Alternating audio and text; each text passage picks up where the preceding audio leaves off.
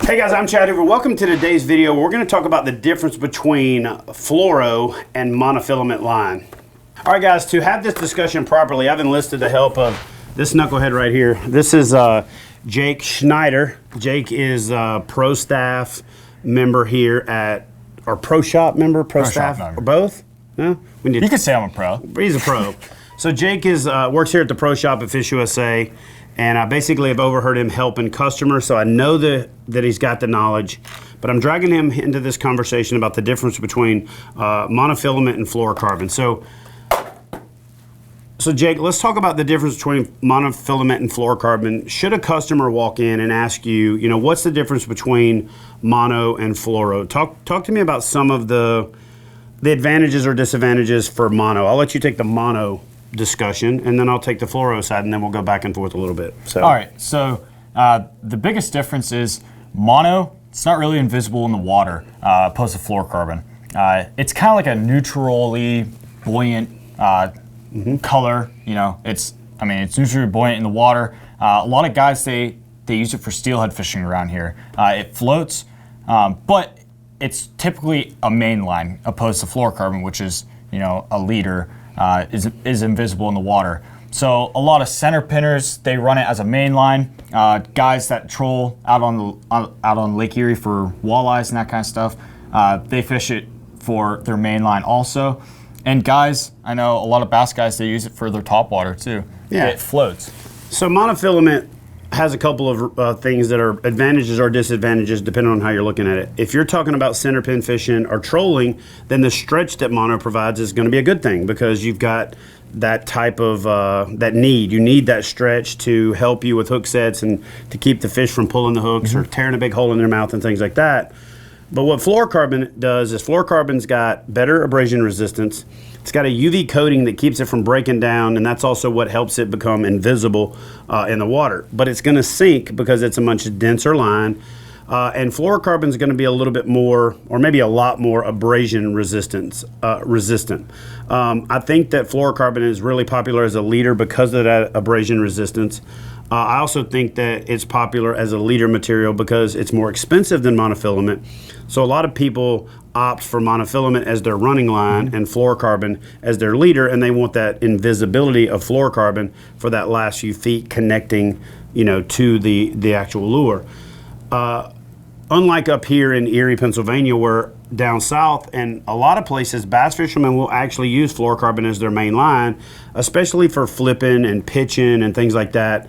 And honestly, over the last 10 years, I've gotten to where I really only use monofilament for one application, and that's to tie my leader for topwater frog fishing. Yep. So when I'm topwater frog fishing, especially if I want to pause it, I don't want fluorocarbon that's going to sink down and get tangled up in the hydrilla, get tangled up in the lily pads.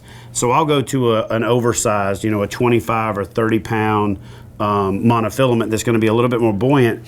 Plus I'm fishing 65 to 80 pound braid with longer rods, and you're pulling fish up out of there. So it actually adds a little bit of stretch to braid that doesn't have any stretch. Probably the biggest disadvantage to monofilament for most people as a running line is it has a lot of stretch. You see guys in the old days doing the little backwards crow hop and then doing that hook set to take up that stretch. By and large, fluorocarbon has low to no stretch. Braid has almost no stretch or negligible stretch. But for the purpose of this conversation, man, you hit all the high points. Monofilament is cheaper.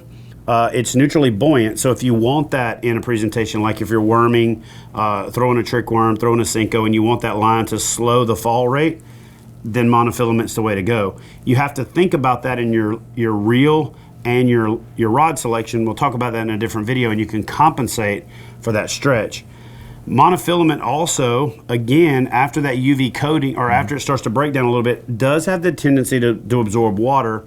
And because of the density of fluorocarbon, it won't absorb water. So a lot of times when you start talking about the cost of fluorocarbon versus the cost of monofilament, I think that long term, fluorocarbon is actually cheaper because it doesn't break down, it doesn't have as much memory, it's more abrasion resistant. But again, if you've got to put 300, 400, 500, 600 yards of line, then monofilament, at least on the front side, is going to be a lot cheaper. And you can always tie that leader on with fluorocarbon. Are there any specific applications that here in FishUSA, when people are coming in, that you recommend fluorocarbon 100%, no ifs, ands, or buts, over monofilament? So we're in Erie, PA. We got Presque Isle right down the road, the smallmouth capital of the world, arguably. Okay. Yeah, a lot of guys. I ain't arguing with it after yesterday. So. Yeah, you smashed him yesterday. Yeah. But a braid to a fluorocarbon leader when fishing for these clear water smallmouth is definitely the way to go. Like a 7-pound FC sniper, you know, that 10-pound when you're throwing real small jigs and jerkbaits. So visibility, kind of basically. Stuff. Yeah. So we have clear water out here. Visibility, the invisibility of fluorocarbon, definitely the way to go. Okay, so tell me one thing that I would come in for that you would push me towards monofilament. Would it be just your running lines? So running mono, again, Erie, PA, we're big walleye fishermen. Running mono off of your trolling rods and stuff is way cheaper. If you don't really want to spend the money and put all braid on your rods or anything like that, you can just spool up all of your trolling rods with mono. It's a cheaper alternative to braid. Plus, the mono, it has a thicker diameter. It won't make your baits dive as deep. So if you're trolling in shallow, or you just have a shallow water you can application. use it to control depth. Correct. Basically. Yeah. And also, the other thing about trolling, and I want to make this point, and we'll finish the video with this because you've done a great job of helping me explain this. But with trolling, the rod is already loaded, and some of the stretch is already taken out of the line by the lure itself, you know, the resistance of the lure going through the water. So the stretch in mono when trolling is both desirable and it's preloaded, and some of that stretch is taken out. So that's why it's not only not a disadvantage, but to a certain extent, it's an advantage when it comes to trolling. So, man, I appreciate the help. So, guys, listen, that's why I get all of my gear and outfit myself for all of my adventures right here from FishUSA. Knowledgeable pro staff, unbelievable selection. And again, if you want to gear up for your next adventure, be sure to check out the folks at FishUSA. If you call the pro shop, you're probably going to get to talk to Jake Schneider, not Snyder. And thanks for watching today's video. Y'all do me a favor, leave a comment in the comment section below to tell me what you think about this monofilament versus fluorocarbon discussion. Did we forget anything? Did we overlook anything? Were we wrong about anything?